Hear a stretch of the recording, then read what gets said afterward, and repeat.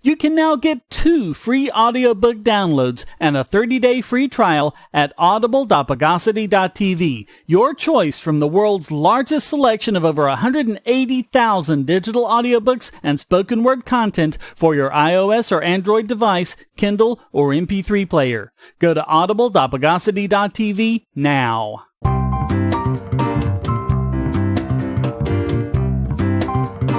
Welcome to the Bogosity podcast for the week of July 23rd, 2017, the podcast that knows what an invisible barrier looks like.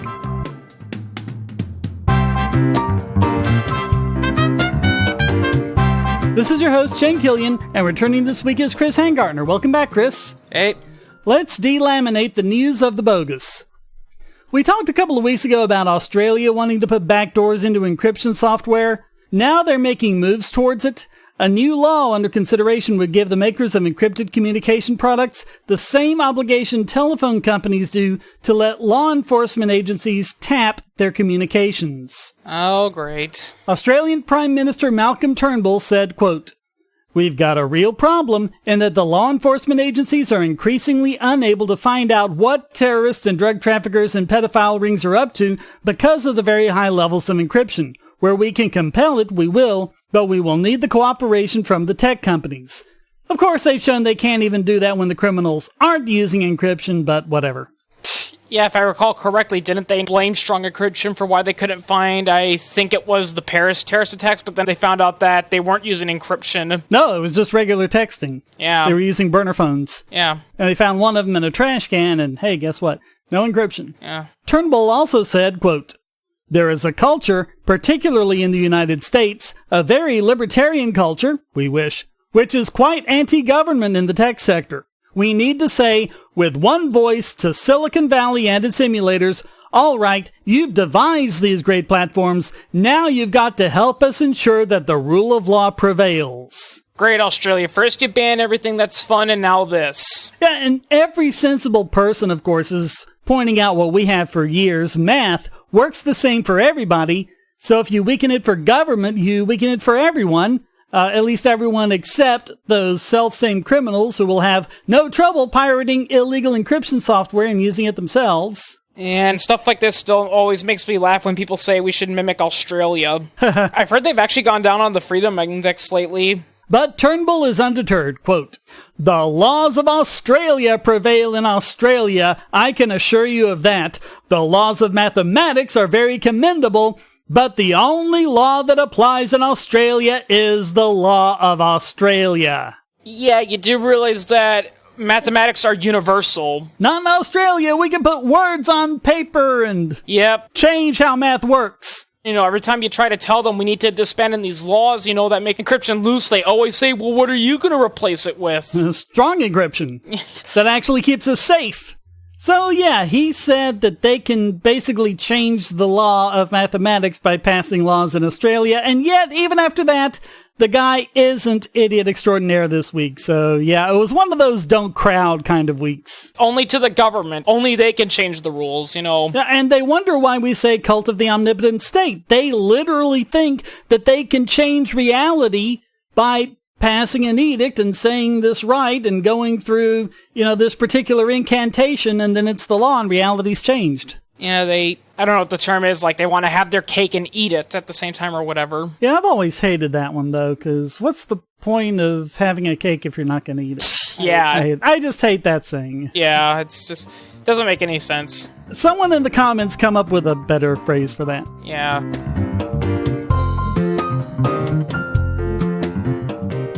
Say, if you're tired of the promos in this podcast, well, the patrons got it early and with no ads or promos. Just go to patreon.bogosity.tv and donate at any level. Do you have children or nieces or nephews? Are you homeschooling or just want to counter some of the socialist indoctrination most children get in school? If so, go to bogosity.tv/TuttleTwins, and you'll be taken to a website where you can get some great books for elementary-age children. The Tuttle Twins books are books about liberty and free market economics that include children's versions of Bastiat's The Law, Leonard Read's I, Pencil, and Hayek's The Road to Serfdom, as well as books about the Federal Reserve and how regulations protect business cronies. They'll learn about the harm caused by eminent domain, or regulations passed in the name of safety, and fundamental concepts of liberty. And as you can see from the sample pages on the website, they're all easy to read and nicely illustrated. They're just $9.99 a piece, or get a special discount as well as free bonuses when you purchase all 5. You can even buy in bulk to donate to schools and local libraries. So get the Tuttle Twins books at bogosity.tv/Tuttle Twins. So as we've covered before, Portugal decriminalized all drugs in 2001, and ever since then, the drug lords and governments all over the world have been lying about it. They've all been debunked, of course, and now the American Enterprise Institute just published statistics showing just how few overdose deaths Portugal has experienced. And they use figures from the European Drug Report 2017 showing that Portugal's death by overdose rate was just 6 per million population compared to the EU average of 21.3. It's 60 in the UK and a whopping 185 in the United States. Yeah, I actually saw a news video. I think it was by John Stossel, but he went to Portugal because he was doing a special on the drug wars, and people are saying if we legalize drugs, we're going to have potheads everywhere. And he says, okay, well then let's take a look at Portugal. And guess what? In Portugal, yeah, drugs are legal, but surprisingly, not a lot of people do them. Well, they weren't fully legalized, but if you get caught with them, it's just a fine and a referral to a treatment center, not criminal charges. So one of the reasons why we have so many people dying of drug overdoses because, the police are so tough on the war on drugs that if a guy is overdosing, his buddies that are nearby are going to be like, holy crap, what do we do? If we call 911, he and us will go to jail, so what are we going to do? Well, and it's also that when it's in the hands of a criminal black market, there's no dosage control, and so when they buy that tiny little packet of cocaine, they have no idea how much of it is the cocaine and how much of it is the cutting agent. Or what the cutting agent is. I mean, it might even be something innocuous that they happen to be allergic to, but they don't know because the black market people don't put labels on. And again, going back to the original prohibition, the temperance movement kept saying, well, we're just trying to stop people from dying of alcohol poisoning. Well, guess what? The deaths from alcohol poisoning during prohibition skyrocketed. Oh, yeah. And the main reason was because the bootleggers were making bathtub gin using turpentine and antifreeze, to make the alcohol. And apparently somehow they also ended up with a high lead content. I mean, they tried to distill it by, absorbing it in water and all that, but a lot of the chemicals that you don't want in your system are still in there, so... Yeah. Obama's drug czar, Thomas McClellan, had previously said, quote, "If you make any attractive commodity available at lower cost, you will have more users." Others like Joseph Califano, Jimmy Carter's health secretary, warned that decriminalization would, quote, "increase illegal drug availability and use among our children," except, as Portugal shows, neither of those is the case. Drug use among young adults has fallen in Portugal since decriminalization. Overall adult use is down to 28% from 44%.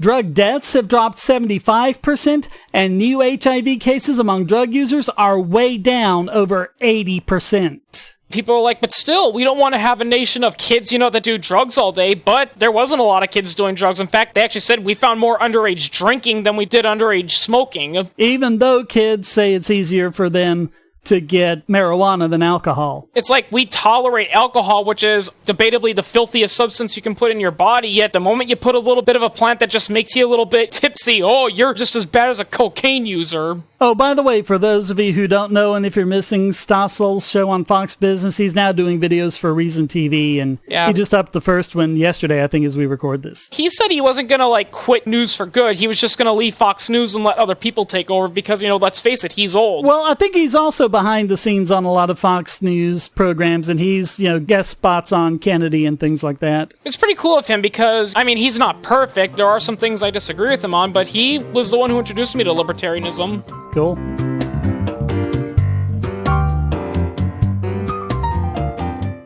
If you're on the Wi-Fi in a coffee shop or hotel, anyone on that network can get your traffic. Do you really trust all of those strangers? For that matter, do you really trust your ISP? A VPN can protect you from prying eyes, disguise your location, and even foil government censors. It's essential in this day and age, so go to vpn.bogosity.tv and you'll be taken to BoxPN. Starting at just $2.99 a month, you can get unlimited high-speed connections to VPN servers all over the world, and they don't log connections, so your privacy is assured. Traveling abroad, just VPN home, and don't worry about what those other governments are doing. Back at home, stop your ISP from traffic shaping and messing with the quality internet access you're paying good money for. You can connect from multiple machines at once, including your smartphone or tablet, and it supports all the secure standards, including OpenVPN and SSTP.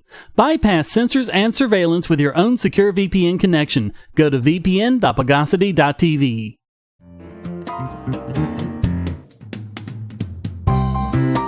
More bad legislation from the UK, this one called the Digital Economy Act in 2016, commenced this past week by the Minister of State for Digital and Culture, Matt Hancock. Yes, like the US, the UK never comes right out and says what their legislation does. Digital Economy Act. What does that mean? Who knows? Well, apparently it means that the British Board of Film Classification will be considering what constitutes a pornographic website, no doubt using the only legal criteria anyone ever put forward, to wit, we'll know it when we see it. Yeah. It's like that one Monty Python skit. How do you know she's a witch? She looks like one. And why you're not supposed to say Semprini. Yeah. Semprini, out! I mean, it's just as arbitrary as the rest of them. Yeah. And apparently also publishers who fail to impose sufficient age verification would be fined up to £250,000 and ISPs would be ordered to blacklist the site. Hancock said, quote, "All this means that while we can enjoy the freedom of the web, the UK will have the most robust internet child protection measures of any country in the world." Yeah. Think about the children. And of course the big question is, how are they going to verify age? Traditionally, this is done with credit card numbers. It's like great, as if we need more sites that hackers can breach and get our financial data. And there are also concerns that this will result in a market in repurposed stolen credit card numbers for age verification purposes. Yeah. And apparently it will apply to publishers even when they aren't in the UK, so yay, another country imposing its will worldwide. Yeah, and a lot of the European states are wondering why the hell they're not getting the same amount of business jobs on anymore like they used to. And of course, it can all easily be bypassed with a VPN or the free Tor browser, but never mind. Yeah, but they're trying to ban those too. Yeah, that's what we have been seeing, a legislative push against Tor and VPNs, but so far the only country to actually do so is China, so... Yeah. Well, China bans everything, so... Yeah. But with more and more countries attempting to impose these controls, it really does seem like we're seeing a move for complete censorship of the internet. Yeah, wasn't there that one story we did a couple weeks ago where, like, in Germany, they can shut you down permanently and impose, like, millions of dollars in fines just if they think your site is hate speech, and they don't have to prove it, they just have to think it. Right, yeah.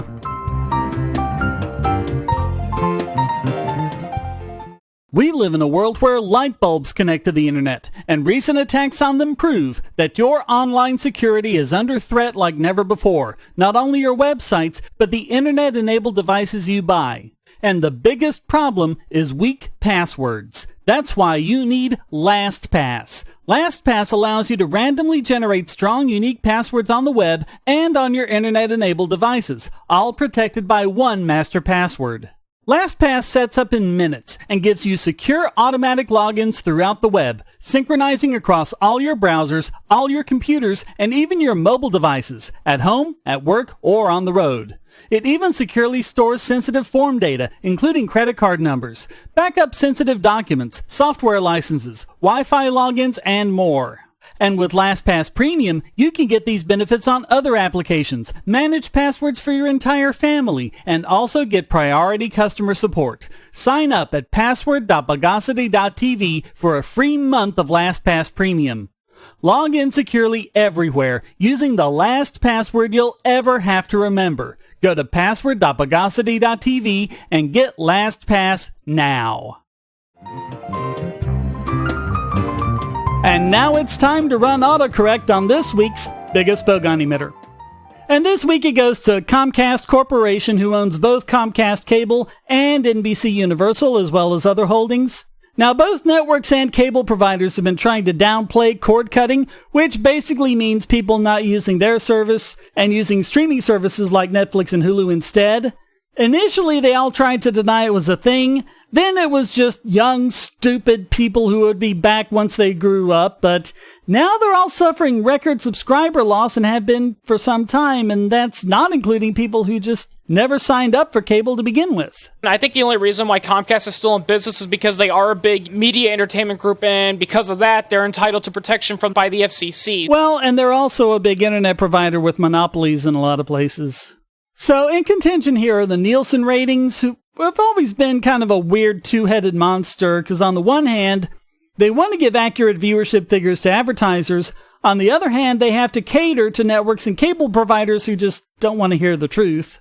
A few years ago, Nielsen backed off of their reporting on cord cutting after backlash from the cable and broadcast industries, and more recently they found themselves publicly shamed by ESPN after accurately reporting massive ESPN subscriber losses due to cord cutting. Well, now they're engaging in even more chicanery. Case in point, NBC Nightly News, that's Nitely, deliberately misspelled on the Friday of Memorial Day for fear that lower viewership on that day would take down the show's overall ratings because the misspelling shows up as a separate show in the Nielsen ratings. And at one point, they made the misspelling every night for a week. Wow. NBC issued a statement in response to criticism of this in which they said, quote, "Our broadcast is retitled when there are preemptions and inconsistencies or irregularities in the schedule. Sounds a lot better than we intentionally misspelled the name of our show to deceive advertisers and the public." Then again, it is newspeak. They also claimed it was a standard industry practice, which sadly it might very well be. This is why I don't trust mainstream journalism anymore. They're always ranting and raving about fake news, and I'm like, yeah, guys, you know why people are going to places like Breitbart and all these other alternate media sites? Because you guys are doing shit like this. So all of that makes Comcast NBC this week's biggest Bogon emitter. If you're going to shop online, use our special links to shop at Amazon. Clear your cookies and go to amazon.bogosity.tv, and you won't pay a penny more for your purchase. If you haven't used the mobile app in the last 12 months, or even at all, go to get5.bogosity.tv on your phone or tablet and get $5 off your order of $10 or more. Go to prime.bogosity.tv for a free 30-day trial of Amazon Prime and enjoy thousands of movies and TV episodes, borrowed Kindle books, and get unlimited 2-day shipping for free. And speaking of Kindle, go to kindle.bogosity.tv for a 30-day free trial to Kindle Unlimited. Read over 1 million books and listen to thousands of audiobooks on any device. You can go to music.bogosity.tv and get a free 30-day trial of Amazon Music Unlimited with access to Amazon's entire library of 10 million songs, ad-free and with unlimited skips, and even download to listen offline. All great ways to help this podcast simply by shopping at Amazon.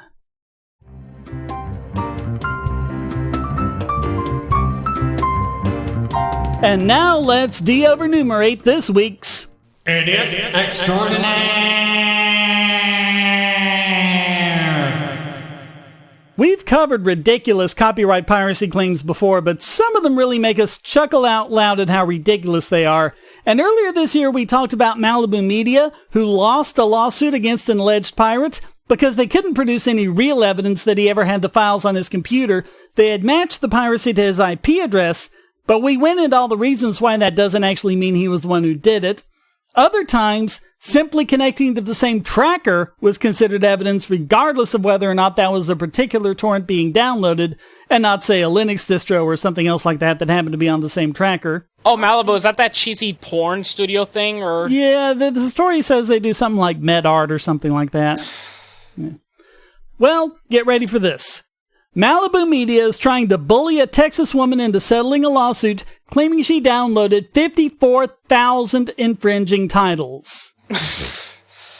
The woman, Jenna Howard, maintains her innocence, and looking at some of these titles that are listed, they're just hilarious. Some appear to be actual Malibu titles, but a lot of them appear as completely unrelated things like 11 megabyte woman-ass pictures, hot and sexy girls HD wallpapers, and some titles that are even in Russian and Korean.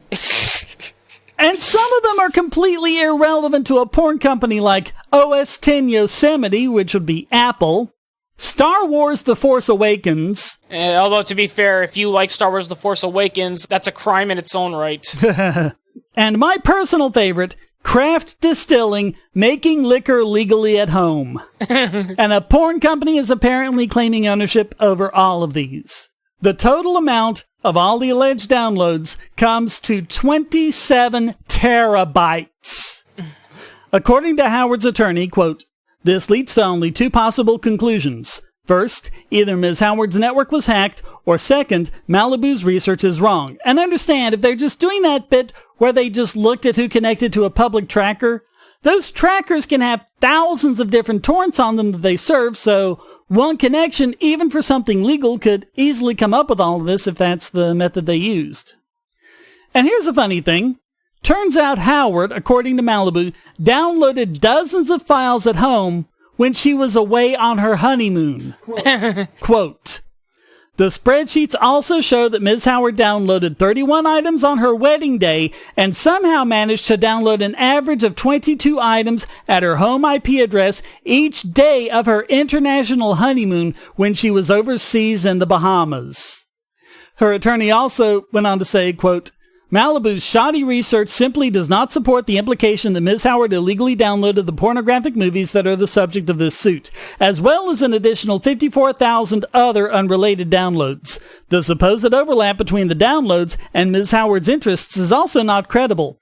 Malibu peddles smut as a commercial enterprise and is trying to strong-arm a settlement from Ms. Howard while threatening to link Ms. Howard as a purveyor of its pornographic product." This sounds like the police would do. It's like, well, we're absolutely sure this person committed a crime, but how do you explain the fact that they have a solid rock-tile alibi? Oh, that doesn't matter. Doesn't matter. We know they did it, so they're going to jail. So that's how Malibu Media beat out all the other contenders, including the Australian Prime Minister, to become this week's Idiot Extraordinaire.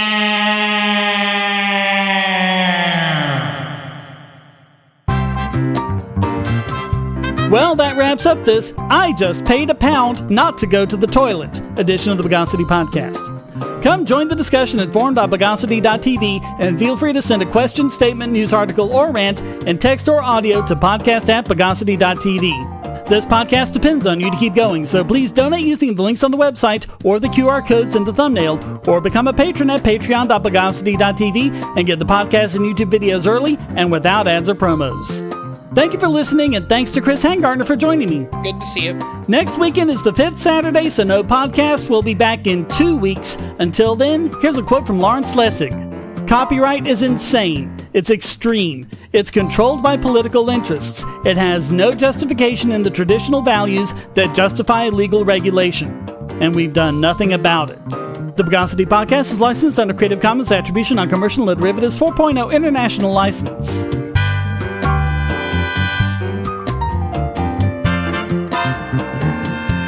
Bogosity.